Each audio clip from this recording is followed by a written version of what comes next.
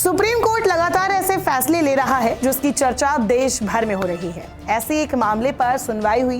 Rape victim का मामला था जो अबॉर्शन कराना चाहती थी। 28 हफ्ते उससे पहले हो चुके हैं।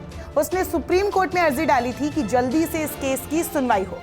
पहले 19 अगस्त को सुनवाई हुई। कोर्ट ने महिला को जांच वगैरह के लिए वक्त दिया और 21 अगस्त को फिर से सुनवाई रखी।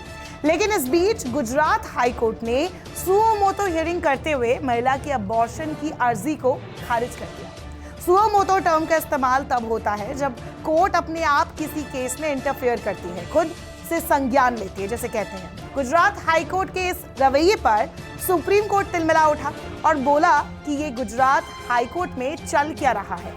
अब आपको पूरा मामला बताते हैं।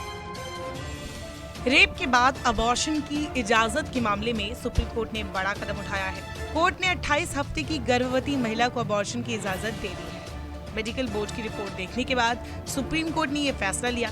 रिपोर्ट के मुताबिक महिला का गर्भपात किया जा सकता है। सुप्रीम कोर्ट ने फैसले में कहा कि मेडिकल प्रोसेस के बाद अगर भ्रूण जीवित पाया जाता है तो अस्पताल को भ्रूण के जीवित रहने को सुनिश्चित करने के लिए सभी सुविधाएं देनी होगी।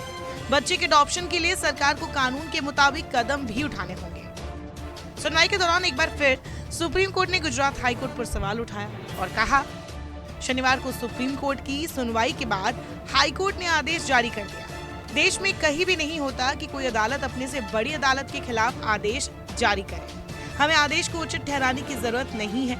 इसके अलावा मुझे ये कहते हुए खेद है कि लिया गया दृष्टिकोण संवैधानिक दर्शन के खिलाफ है। आप कैसे अन्यायपूर्ण स्थिति कायम रख सकते हैं और रेप विक्टिम को अबॉर्शन के लिए मजबूर कर सकते हैं?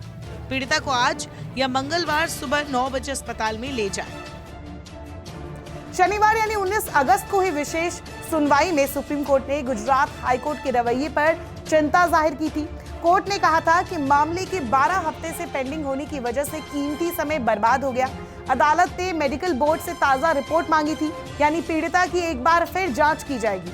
रेप पीड़िता 25 साल की है। उसने अबॉर्शन के लिए सुप्रीम कोर्ट में अर्जी लगाई थी, जिस पर शनिवार यानी 19 अगस्त को आनन फानन में सुनवाई हुई थी। पीड़िता का दावा है कि 4 अगस्त को गर्भ का पता चला। 7 अगस्त को कोर्ट में अर्जी लगाई। कोर्ट ने बोर्ड बनाया और 11 अगस्त को रिपोर्ट आई। बोर्ड हमारी दलील के समर्थन में था, लेकिन हाईकोर्ट ने सरकार की नीति के हवाले से अर्जी खारिज कर दिया था।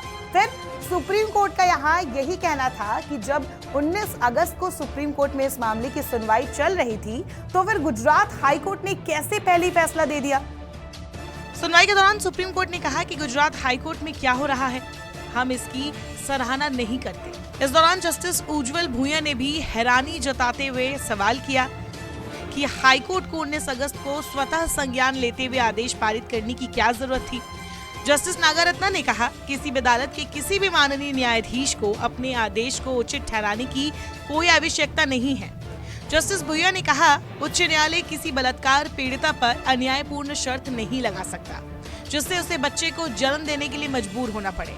मुझे कहते हुए दुख है कि जो दृष्टिकोण अपनाया गया है वो संवैधानिक दर्शन के खिलाफ है।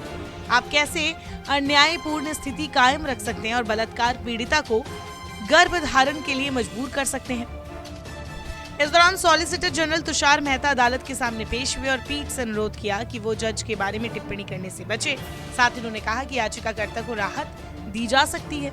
एसजी मेहता ने अनुरोध किया कि कुछ गलतफहमी हुई है, वो सरकार की ओर से अनुरोध कर रहे हैं। जस्टिस नागारत्ना ने इस पर जवाब दिया कि हम कैसे नजरअंदाज कर सकते हैं, कोई भी न्यायाधीश सुप्रीम कोर्ट के आदेश पर पलटवार नहीं कर सकता। मेहता ने फिर से अनुरोध करते हुए कहा, वो एक अच्छे जज है, ये टिप्पणियां हतोत्साहित करने वाली हो सकती है। इस पर सुप्रीम कोर्ट ने स्पष्ट किया कि टिप्पणियां किसी विशेष न्यायाधीश के खिलाफ नहीं है, बल्कि जिस तरीके से इस मामले को निपटाया गया उस पर है। इसी के साथ सुप्रीम कोर्ट ने गुजरात की एक दुष्कर्म पीड़िता को गर्भपात की अनुमति दे दी है। सुप्रीम कोर्ट का मानना है कि इंडियन सोसाइटी में प्रेगनेंसी किसी भी शादीशुदा जोड़े और उसके परिवार के लिए एक बड़ी खुशखबरी होती है, लेकिन जब कोई महिला अपनी इच्छा के बिना प्रेग्नेंट हो जाती है तो ये उसके मेंटल स्टेट पर प्रभाव डालता है।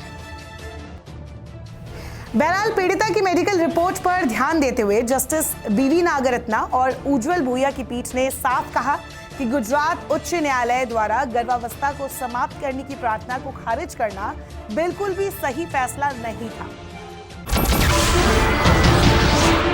नमस्कार, मैं हूं मानक गुप्ता। अगर आपको हमारा ये वीडियो पसंद आया हो तो इसे लाइक और शेयर जरूर करें और हाँ, हमें सब्सक्राइब और फॉलो करना ना भूलें ताकि आप देश और दुनिया की कोई खबर मिस ना करें। तो जुड़े रहिए हमारे साथ और देखते रहिए न्यूज़ 24।